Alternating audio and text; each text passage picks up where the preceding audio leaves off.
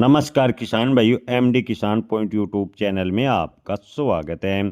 किसान भाइयों, इस सप्ताह मक्का के बाजार में थोड़ी स्थिरता देखने को मिली है। मक्का के बाजार निचले स्तर पर पहुंचने के बाद स्थिर होते दिखाई दे रहे हैं। जी हाँ किसान भाइयों, बांग्लादेश से चुनाव के बाद बांग्लादेश से भी थोड़ा निर्यात सुधरने से कीमतों को थोड़ा बहुत सहारा मिला है और खरीदारी की बात करें तो पहले की तुलना में थोड़ी सक्रिय देखने को मिली है। किसान भाइयों, विक्रेता की बात करें यानी किसानों की बात करें तो अभी बेहद कम आवक मंडियों में देखने को मिली है। गुलाब बाग मंडी में मक्का के भाव की बात करें तो आज मक्का के भाव 50 रुपये बढ़कर 1900 रुपये प्रति क्विंटल।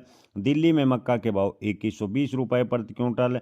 छिंदवाड़ा की बात करें तो मक्का के भाव 1600 रुपये प्रति क्विंटल के फिलहाल देखने को मिले हैं।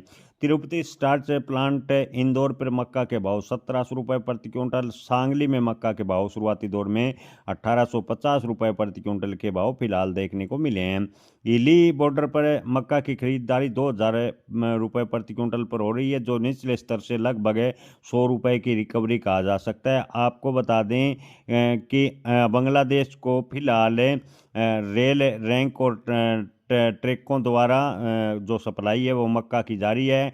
खरीफ सीजन में हुई सीमित बुआई की चर्चा और एल नीनो की आशंका से उत्पादन पर भी असर की चिंता बनी हुई है, जिससे मक्का के भाव को थोड़ा सहारा मिला है। मक्का की बुआई पिछले साल से कम बताई जा रही है। अप्रैल डिलीवरी में अग्रिम भाव मौजूदा स्तर पर के आसपास से रहेंगे, जिसमें बड़ी गिरावट की संभावना है।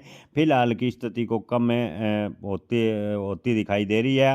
हालांकि बिहार और बंगाल जैसे पूर्वी राज्यों में मध्य मार्च के बाद नई फसल की आवक का हल्का दबाव मक्का के भाव पर देखने को मिलेगा। दूसरी ओर अमेरिका की डिजिटल से ड्राइड ग्रेन्थ विद सोल्यूशन यानी डीडीजीएस के संभावित आयात को लेकर भी किसान भाइयों के मन में चिंता है। प्रस्तावित व्यवस्था के तहत करीब 5 लाख टन डीडीजीएस का कोटा आधारित रियायत के साथ पर आयात की अनुमति सरकार ने दी है। भारत में अभी लगभग 30 लाख टन डीडीजीएस का उत्पादन होता है, जबकि कुल पशु चारा खपत करीब 500 लाख टन है, जिसमें मक्का की हिस्सेदारी की बात करें तो 200 लाख टन है। ऐसे में यदि आयात बढ़ता है तो मक्का के मांग कुछ हद तक प्रभावित होगी और मक्का के भाव पर भी असर देखने को मिल सकता है। जय किसान, धन्यवाद।